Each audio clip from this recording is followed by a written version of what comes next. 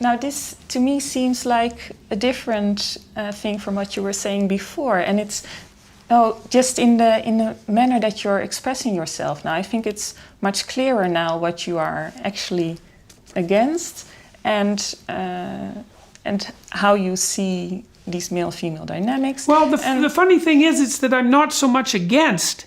You know, when I do my, this is why interviews are so strange. Mm-hmm.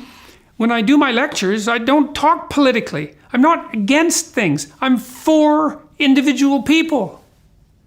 Yeah. Individual people. So get out there, do your best, tell the truth, set the world in order, have a family, accept some responsibility, fix up your community, and take the beam out of your own eye before you worry about the mote in your neighbors. Yeah. And I like that part of 12 rules and of everything that you're saying. But then there seems to be this other side, or it comes out in interviews sometimes, but it's also in 12 rules, where you equate the feminine with chaos. I don't do that. No, that's ridiculous. I know. The Taoists have done that for 3,000 years. I know, but right, it's not me. No. Right. But you're selecting, right? You write a book which is an antidote to chaos, and you're selecting the stories in which the feminine is chaos, and also I'm observing and collecting the stories. But it's adding up, right? So you also talk about the importance of the Bible, in which women are deemed subservient. No, they're not. That's complete rubbish. How in the world could you possibly derive that idea from biblical readings? The most fundamental statement in the Bible, and this is a miraculous statement, it's absolutely incomprehensible that it was written some thousands of years ago. Men and women are made in the image of God. Not men.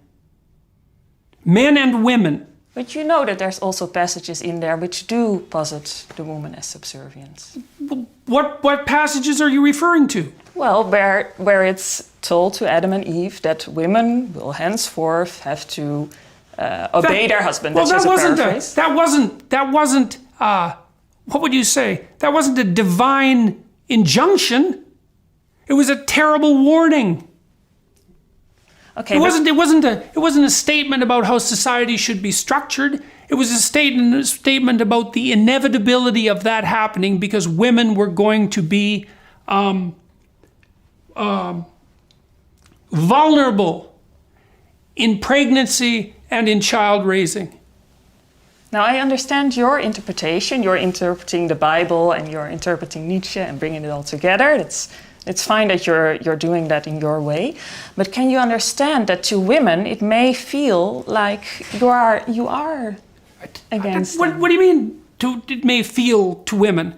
Like, there's no injunction in that story. No, but that men have the right to lord it over women. No, it's not in the story. It's not just this story, of course. You know, There's heroic females in the entire corpus of the Old Testament, and there's no evidence whatsoever throughout the biblical corpus that women are any less worthy of the kingdom of God than men. And so this is part of the same thing. There's the pervasive notion that even the fundamental documents of Western civilization have this inbuilt patriarchal bias. Look, as far as I'm concerned, that statement that men and women are both made in the image of God, which gives them each a spark of divinity, out of that tiny little statement grew the entire idea of individual human rights. The idea that the state couldn't impose its purview past a certain limit, and that idea grew over thousands of years to provide the relatively free society that we have now. And to assume that is associated in some manner with patriarchal oppression, especially given the time when that was written, is just think about how unlikely it was that long ago those words were penned. But Jordan, please listen to the question that I'm trying to pose, and it's not about this, it's about everything adding up, and that makes women feel that somehow you are against them. And wait a minute before you answer, because you're all about taking responsibility, and that it's very important to look at the consequences of what we do. And somehow a lot of women feel Well, okay. like First you're of against all, them. So what's going on there? What's your First of all, responsibility here? you have no evidence whatsoever of what proportion of the people who are watching my videos or listening to my podcast or reading my books who are women feel that way. Your accusations are purely speculative. It's not. It's not an accusation. Sure, It's just an observation. It was But within an observation based on what? Well, I have women I have dozens of women, hundreds of women who've written me letters thanking me for the books and for what they've done for their sons and for their husbands. And about 30% of the audiences to my shows are now women, and that's increasing as a consequence of the book. Of course. So I don't Not buy all it. women. Not all women. Yeah, well, there's a small and unspecified percentage of women who may hold the perspective that you describe, but you have no idea what the percentage is, and you have no hard facts on it, and so there's no way of defending myself against it. And the idea that I happen to identify the feminine with chaos why is that a problem? Chaos is no worse than order. Order is tyranny. Chaos is possibility.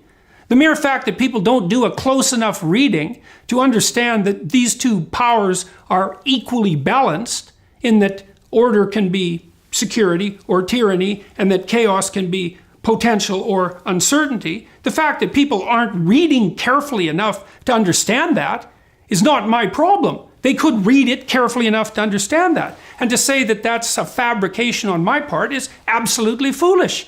I mean, for 40 years, let's say the mystic left has been enamored of the Taoist philosophy. Well, the philosophy that I'm putting forward is the Taoist philosophy. So how in the world can that be laid at my feet? And it's certainly not the only example of the symbolic utilization of masculinity for order. Look at it this way. Why do you think the feminists assume that we live in a patriarchy if they're not identifying masculinity with order? That's what they're doing. Well, they're doing it symbolically. They don't understand. It's a symbolic issue. Yeah, but Jordan, you've been asked this question before, but I didn't think your answer, I wasn't quite convinced yet. Your book is an antidote to chaos and not an antidote to chaos and order, or not. The next book's an antidote to order. Yeah, it will be an antidote to order. And the book isn't an antidote. The book is the antidote to chaos is not order. No. Right, that's not what the book's about. The antidote to chaos is the balance between order and chaos, right? And the book says that repeatedly. It's impossible to read it and actually read it and not to come away with the conclusion that the position that I'm adopting is that the meaningful place to stand in life is halfway in order and halfway in chaos.